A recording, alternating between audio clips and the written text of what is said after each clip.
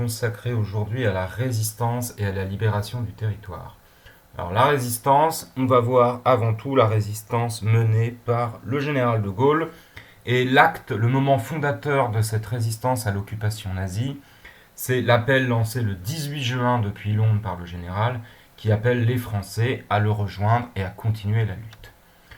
Alors, pour résumer un peu l'appel de Gaulle et la logique de la résistance à ce message, obéir c'est trahir, désobéir c'est servir. Alors obéir à qui? Eh bien obéir aux Allemands ou au gouvernement du maréchal Pétain, c'est trahir.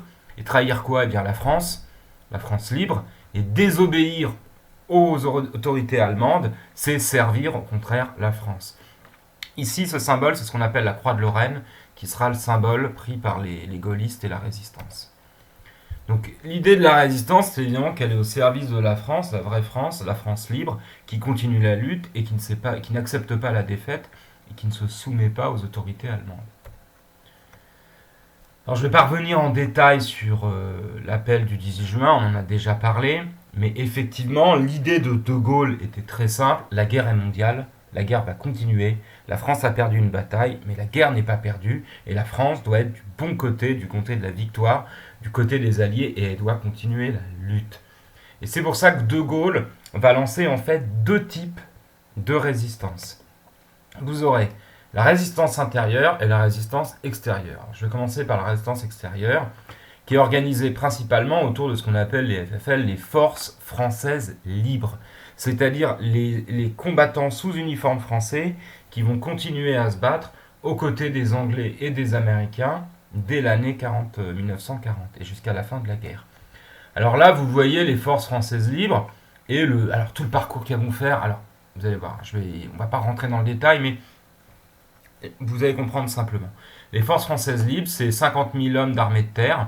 Donc les gens qui, d'une manière ou d'une autre, ont pu rejoindre l'Angleterre et s'engager aux côtés de De Gaulle, ou les gens qui, dans les colonies, parce qu'il y a eu beaucoup de troupes coloniales, ou de Français qui vivaient en dehors du territoire métropolitain, qui ont réussi à s'engager aux côtés de Gaulle pour mener la lutte. Vous avez des forces navales, vous avez 2500 hommes dans la marine, et vous avez dans l'aviation 3200 hommes, dont si vous vous souvenez, Saint-Exupéry. Vous savez, Antoine de Saint-Exupéry, l'auteur du Petit Prince, je pense que vous connaissez ça, il était aviateur dans les forces françaises libres. Donc là, c'est l'armée qui combat sous uniforme français aux côtés des Anglais et qui combat contre les Allemands. Alors vous les voyez ici, ces soldats qui soient dans la marine, que ce soit des coloniaux ou des Français de métropole, ou des femmes qui s'engageront pour servir notamment comme infirmières ou assurer la logistique, ce seront des troupes françaises qui continueront le combat. Alors, ces gens ont été d'un courage incroyable, ils avaient des moyens qui étaient assez réduits parce que l'armée et l'industrie française n'étaient plus forcément derrière eux. Ils se sont combattus très bravement, mais il faut être clair, c'est une goutte d'eau. Comparé aux millions de combattants qui sont engagés ici ou là, les 50 000 hommes des FFL n'ont pas fait la différence, mais ils ont été là, et c'est ça qui compte. Symboliquement, De Gaulle voulait que des hommes sous uniforme français continuent à combattre, même s'il n'était pas idiot, il savait bien que c'est pas ça qui allait arrêter la Wehrmacht, donc l'armée allemande.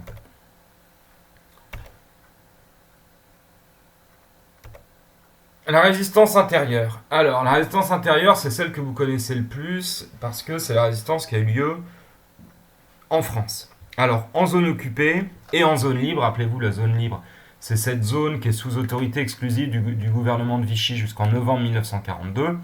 C'est la zone qui est grosso modo au sud, un peu plus que le sud de la Loire d'ailleurs, mais qui est la zone sud de la France, où les Allemands ne sont pas jusqu'en 1942. Alors les premiers gros mouvements de résistance vont s'organiser là, parce qu'effectivement, il n'y a pas de soldats allemands, il n'y a que les autorités françaises.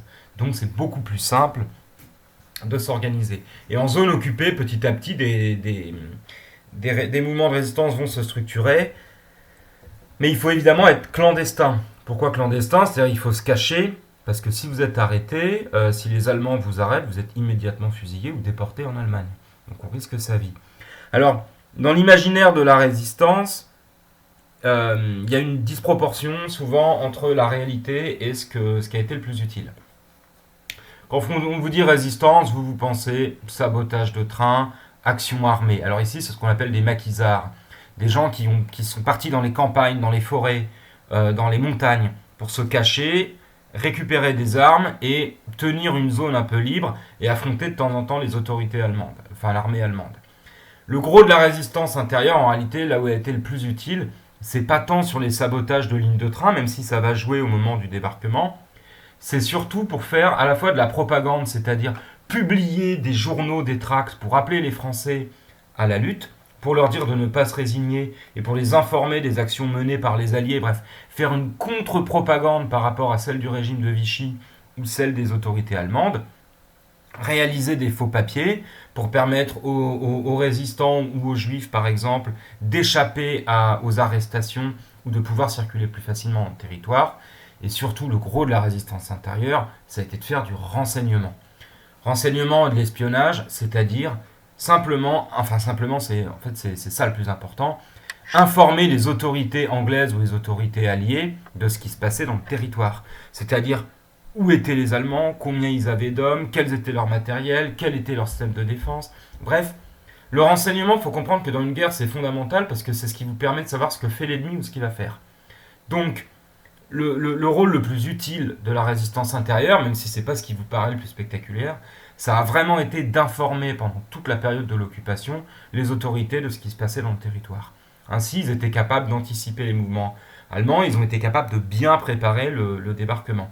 À côté de ça, tout le travail qui visait à publier des journaux, faire des tracts, des dessins, informer les gens de ce qui se passait, leur dire ne croyez pas ce que vous racontent les Allemands, ne croyez pas ce que vous racontent les autorités de Vichy. La guerre continue. Prenez votre mal en patience. La libération arrivera. Ça, ce sont des choses qui ont été très importantes pour le moral des Français en zone occupée. Et même que les informer sur la réalité des violences commises par les Allemands. Donc vous avez aussi toute une presse qui va se développer.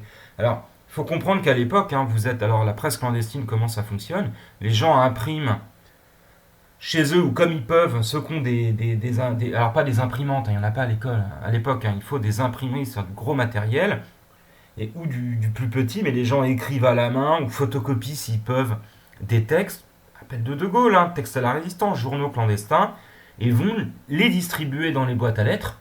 Et alors là, je vous préviens, si vous êtes arrêté en train de distribuer des tracts, je veux dire, vous êtes immédiatement arrêté et vous risquez la déportation en Allemagne. C'est incroyablement risqué. Donc il y a aussi là, il y a de l'héroïsme, vous comprenez. L'héroïsme n'est pas forcément dans le combat direct ou spectaculaire. Il est aussi dans ces petites actions-là qui visent à entretenir la flamme de la résistance. Alors, vous avez ici le témoignage d'un homme qui a fait de la résistance et qui a consisté à imprimer des tracts et à les distribuer. C'était incroyablement risqué. Alors, je vous laisse mettre pause et le lire.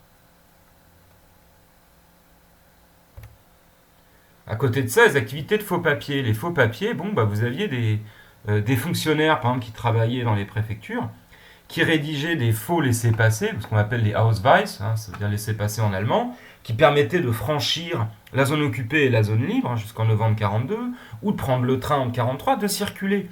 Et bien, ça permettait effectivement au réseau de résistance, aux résistants, aux gens d'avoir une fausse identité et d'échapper à la surveillance ou à la poursuite des autorités allemandes.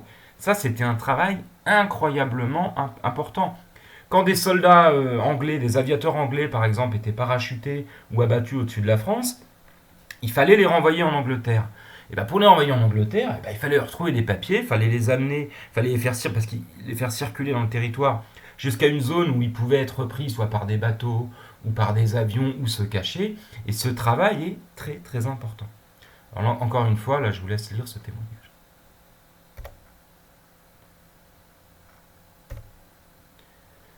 Alors autrement, les maquis, vous en avez entendu parler. Alors le maquis, je précise, ça n'est pas, là, on ne parle pas de de l'aliment japonais, c'est-à-dire du riz et du poisson au milieu. Il ne s'agit pas de ça.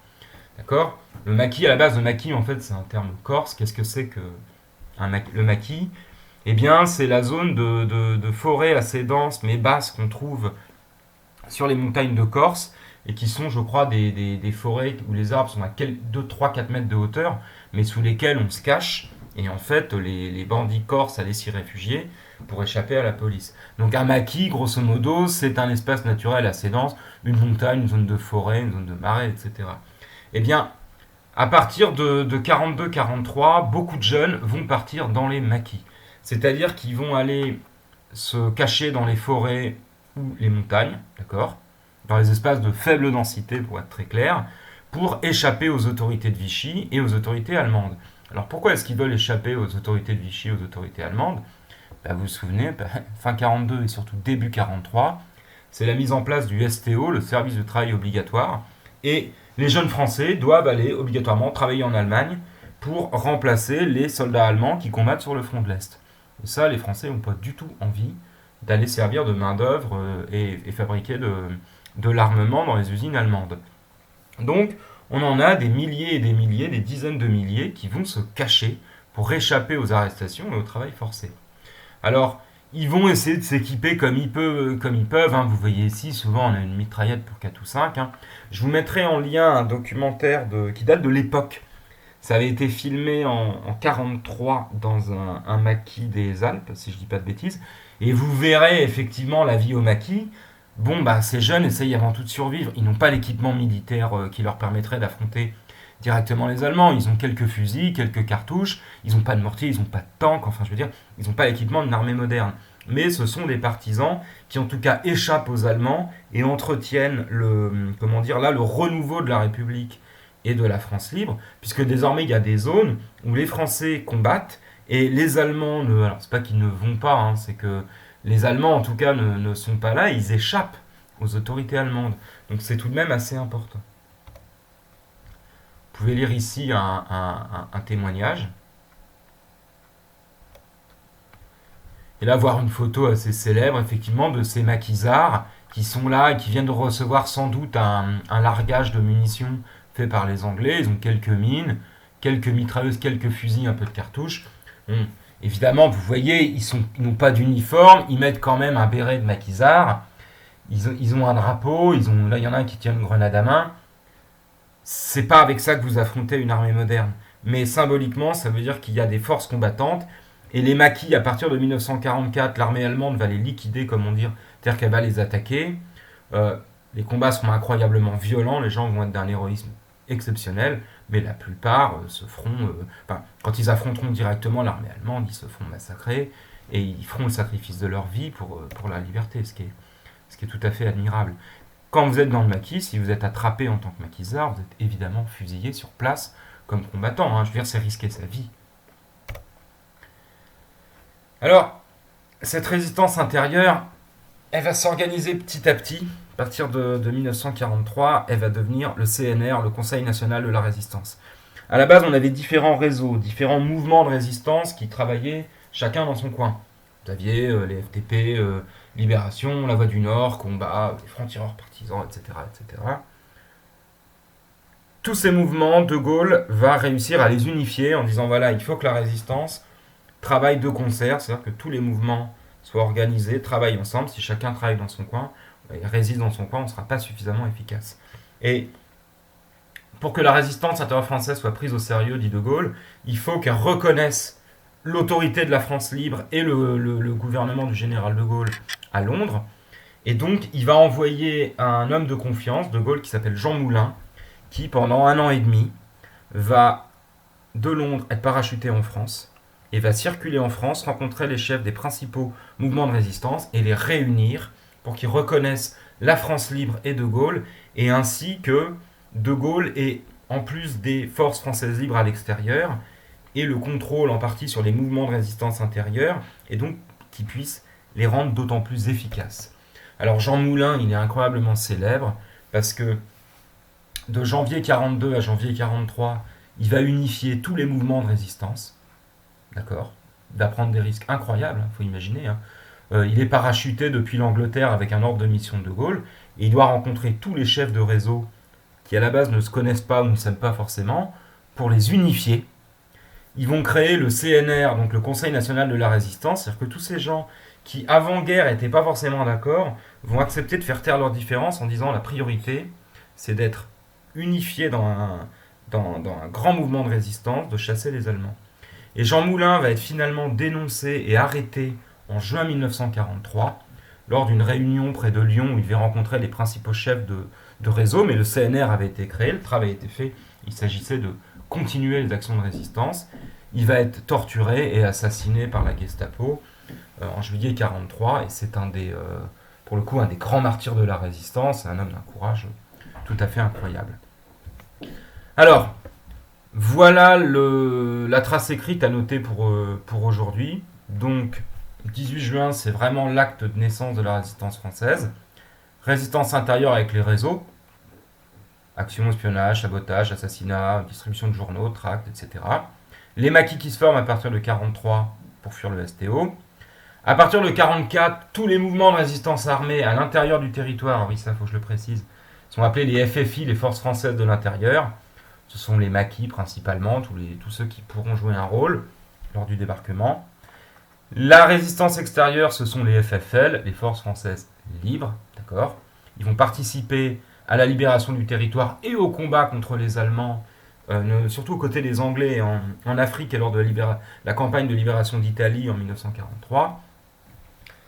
En 1943, De Gaulle fonde le CNR, donc il unifie les différents réseaux. C'est Jean Moulin qui sera son représentant. Ce CNR va aider à préparer le débarquement allié et la libération de la France ainsi que de Paris. Et c'est lui qui sera chargé de gouverner la France et de rétablir la République à la libération du territoire. Mais je vous en parlerai dans une prochaine vidéo. Je vous remercie de votre attention.